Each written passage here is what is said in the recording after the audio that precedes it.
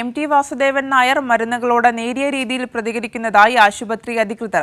Ventilator നൽകിക്കൊണ്ട് ജീവൻ നിലനിർത്തേണ്ട കാര്യമില്ല എന്ന് എം.ടിയുടെ ആഗ്രഹപ്രകാരം കുടുംബം ഡോക്ടറെ കണ്ട് അറിയിച്ചിട്ടുണ്ട്.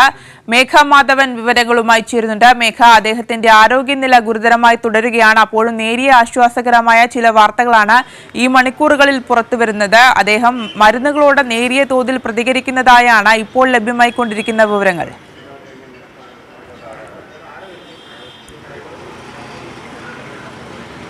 ആര്യ, കഴിഞ്ഞ 3 ദിവസമായി എം.ടി. വാസുദേവൻ നായർ മരുന്നുകളോട് കാര്യമായ രീതിയിൽ പ്രതികരിക്കുന്നുണ്ടായിരുന്നില്ല. എന്നാൽ അല്പം മുമ്പ് ആശുപത്രി അധികൃതർ വ്യക്തമാക്കുന്നത് നേരിയ രീതിയിൽ അദ്ദേഹം മരുന്നുകളോട് പ്രതികരിക്കുന്നുണ്ട് എന്നതാണ്. അതിനൊപ്പം തന്നെ സ്ഥിതി അതീവ ഗുരുതരമായി തന്നെ തുടരുകയും ചെയ്യുന്നു. കഴിഞ്ഞ 15-ാം തീയതിയാണ് എം.ടി. വാസുദേവൻ നായരെ ശ്വാസകോശ സംബന്ധമായ അസുഖത്തെ തുടർന്ന് കോഴിക്കോട്ടെ സ്വകാര്യ ആശുപത്രിയിൽ പ്രവേശിക്കുന്നത്.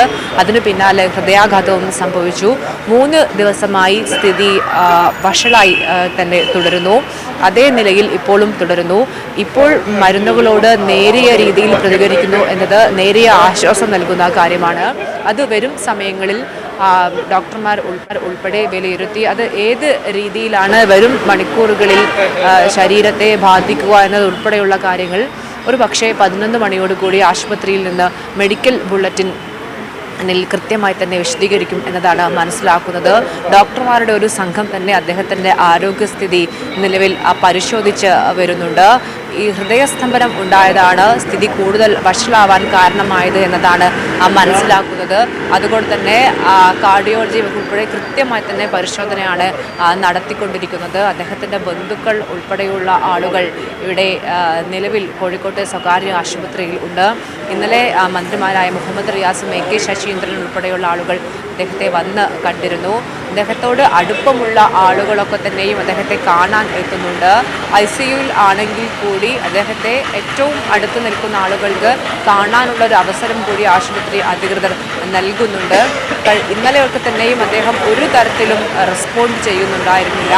എന്നാൽ ഇന്ന് നേരിയ രീതിയിൽ മരുന്നുകളോട് പ്രതികരിക്കുന്നു എന്ന് പറയുമ്പോൾ ചെറിയ മാറ്റം അദ്ദേഹത്തിനുണ്ട്. പക്ഷേ അതൊരു നല്ല മാറ്റമായി കണക്കാക്കാൻ കഴിയില്ല എന്നതാണ് ഡോക്ടർമാർ ഉൾപ്പെടെ പറയുന്നത്. സ്ഥിതി ഗുരുതരം എന്ന് തന്നെയാണ് ആശുപത്രിയിൽ നിന്ന് നമുക്ക് ലഭിക്കുന്ന വിവരം.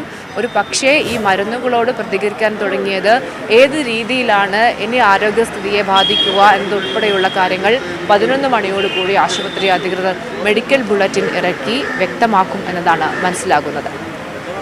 ശരി മേഘ. മേഘ മാധവനാണ് വിവരങ്ങൾ നൽകിയത്.